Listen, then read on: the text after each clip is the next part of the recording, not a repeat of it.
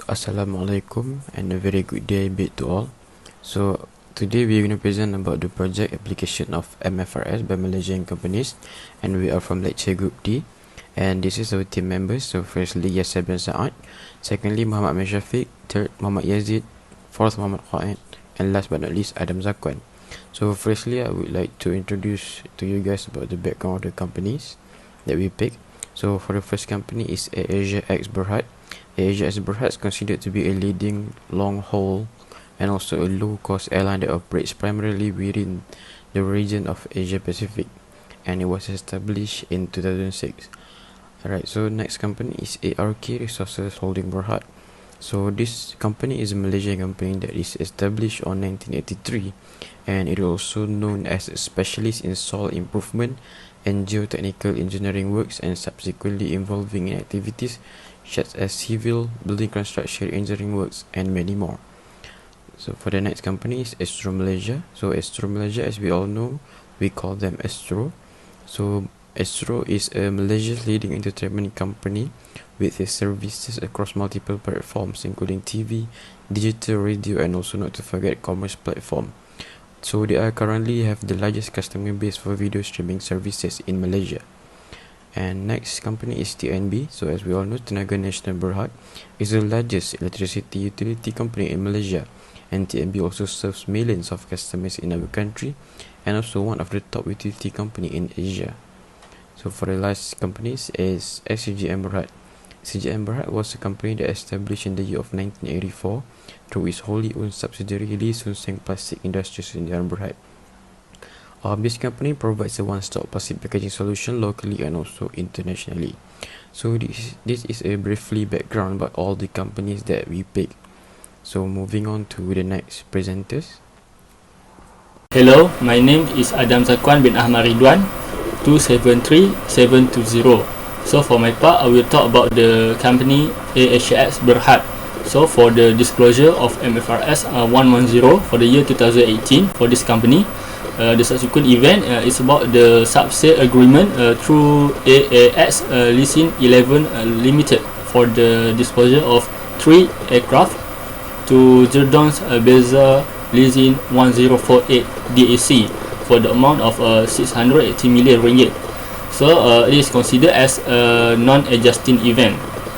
Okay, so for the year 2019 for AHS Berhad, the subsequent event occur after the reporting period as a result of the unprecedented COVID-19 pandemic, and this is also the non-adjusting event. Bismillahirrahmanirrahim.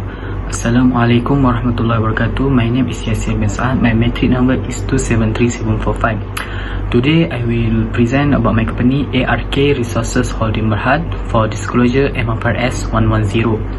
In 2018, there are subsequent events occur after end of reporting period on 13 January 2019. ARK Resource Holding Berhad has entered a joint development agreement with the third party, and the plan approved on 31 February 2019. This is not a adjacent event because there is no evidence in financial statements and is a new plan.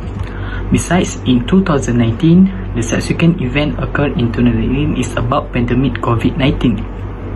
Pandemic have impact on the consolidated result of operation, cash flow, and financial condition group and company and its subsidiaries. This event is non-adjusting because it occurred between years end and the date of the financial statement authorized to issue, and no need adjustment needs to be done. Hi, good day. My name is Muhammad Qaid bin Ahmad Sanusi, matrix number 273824. I will explain about disclosure MFRS 110 of Astro Malaysia on 2018 and 19.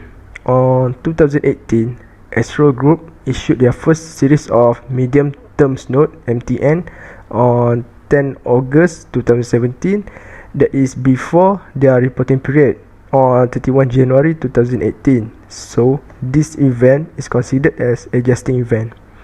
On 2019, MBNS, that is Astro Malaysia's company's wholly owned subsidiary, entered agreements on 18 April 2019. That is after their reporting period on 31 January 2019. So this is non-adjusting event it requires disclosure. For disclosure, Tenaga Nasional Berhad in 2018, the company have an event which is a non-adjusting event because the company is financing a project that will be scheduled finish or complete in 2020. And in 2019, there is an event after reporting period, which is the board of directors propose an internal reorganization, but it is just a plan in 2019 and will only be approved in 2020. Alright, so for the disclosure of MFRS 110 of SCGM Berhad, for SCGM Berhad, both of the years have the same disclosure of MFRS 110, which is in the year of 2018 and 2019. There is an event occurred between the reporting date and also the authorized date. The event is that the directors declared the fourth interim single-tier dividend in respect of the financial year ended. The dividend declared to holders of equity instruments after the end of the reporting period, and it is not a liability at the reporting date itself. It is because it does not meet any criteria of the present obligation in MFRS 137. Therefore, the event just needs to be disclosed in the notes of the financial statement in accordance with MFRS 101. So for the financial ratio analysis for company AHS Berhad, so the first one is about quick ratio. So for the quick ratio for the year 2019 is 0.57, slightly lower than the year before it, which is the year 2018, which ratio is 0.71. So for the second ratio is inventory efficiency ratio. So for this ratio, we can see that for the year 2018, the ratio is higher than the year 2019, which is 427.49 for 2018, and 2019 the ratio is 278.68. But for the third ratio, for the trade receivable days, okay, for the year 2018, a very much higher than the year 2019, because for the year 2018, the ratio is 2,879.85, but the year 2019, the ratio only 239.39.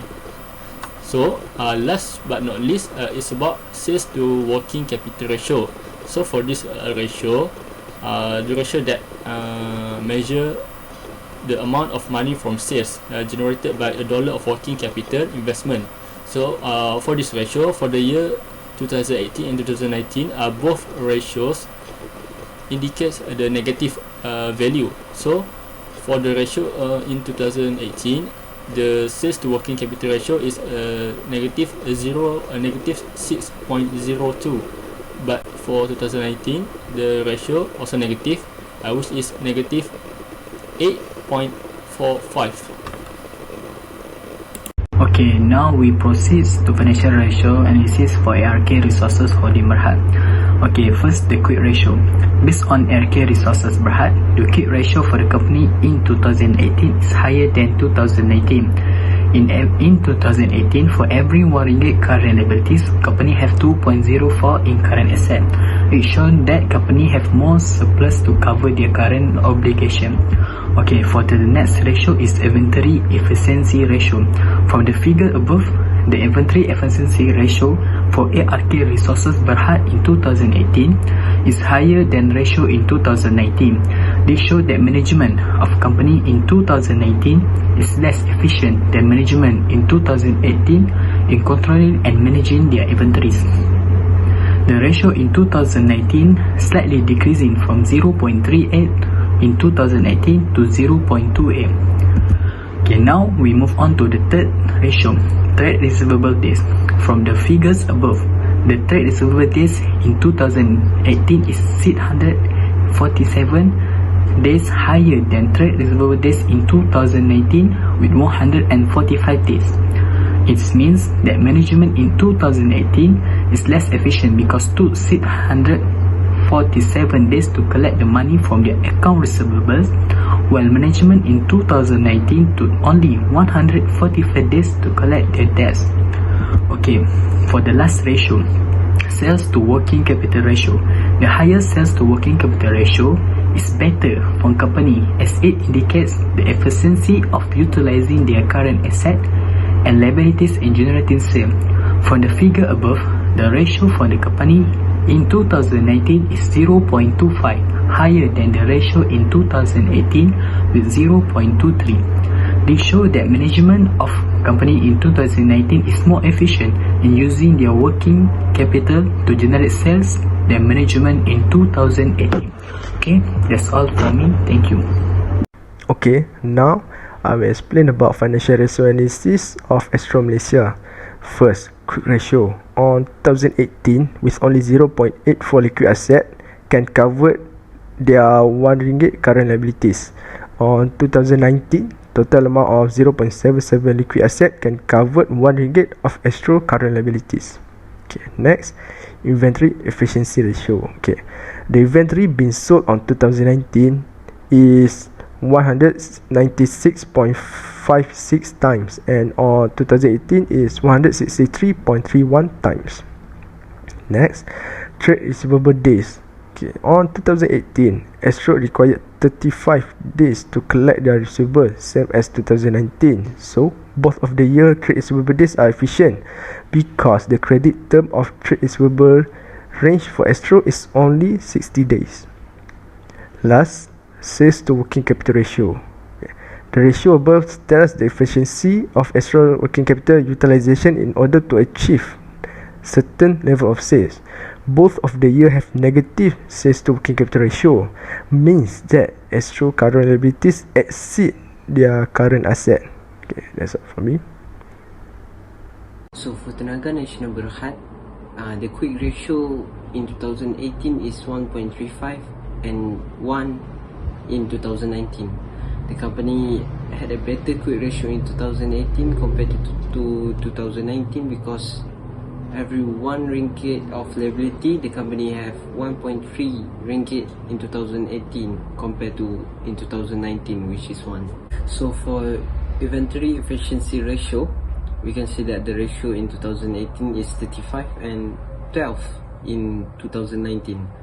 So we can say that the cycle of inventory sold in 2018 is better than 2019.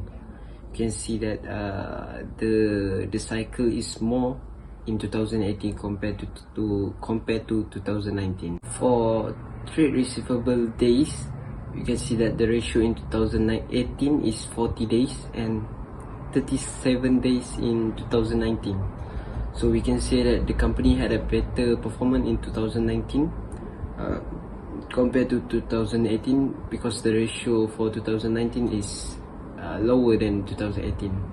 So for trade receivable days, the lower the ratio, the more efficient the trade receivable management. And lastly is about sales to working capital ratio. The ratio for the TMB company in 2018 is 5.46 and 9.32 in 2019. We can see that the company had a better performance in 2019 because the ratio is higher compared to 2018. It is because the company managed to use the working capital better and proper to gain profit. Alright, moving on to the financial ratio analysis of SCGM Berhad. So firstly, we have quick ratio as we can see at the table above. 0.70 is for 2018 and 0.76 for 2019. What is mean by quick ratio is how much companies as liquid asset available to cover the RM1 of its current liability. So with this is clearly shown that in 2019 the company had better liquid assets to pay for its liabilities even the company cannot instantly get rid of the liabilities. So for the next ratio is inventory efficiency ratio. So for 2018 is 6.05 and 2019 is 6.13. The company had 6.05 times of inventory turnover in 2018, while in 2019 the company had inventory turnover at 6.13 times. This shows that in the year of 2019 the company had better management in managing the inventory turnover rate that sold over time rather than in the year of 2018 by 0.08 times. And for the next ratio is trade receivable days.